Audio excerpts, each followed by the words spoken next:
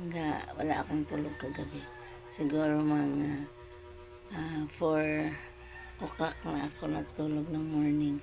Kunti lang talaga, hindi ko sinadya yun. Kasi iba talaga ang ano ko yung pakaramdam ko.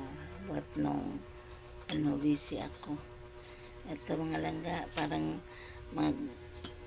mamamasad ko din yung paa ko. I-massage ko ang ako ng alcohol mga langga. Natapon yung alcohol ko. Yung mga langga. Ano ko to kasi parang ano siya, mamanhid.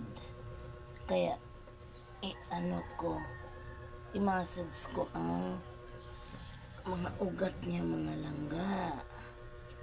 Kasi para siyang namanhid. Pero ma-okay lang naman pag i-massage ko mga langga. Sa kabila mga langga.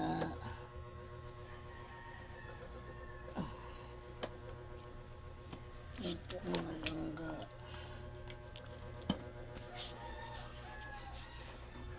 Kasi ano, parang namamanhid ito mga langga ganyan mga langga. Matagal pa naman parang ma-okay. Kaya alala ako pag maganito ako. Parang bikog sa Bisaya. Ano ba sa Tagalog yun? Hindi ko alam. Yun, namanhid ngayon. Kaya inaano ko muna mga langga. Minamassage ko muna to.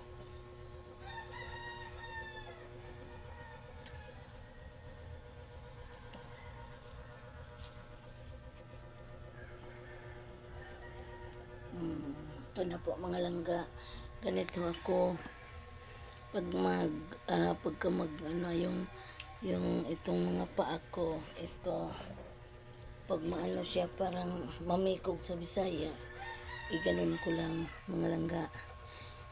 Haggard na talaga ako mga langga dahil sa kaiisip at saka takot sa kalagayan sa panahon. Tapos stress talaga ako mga langga.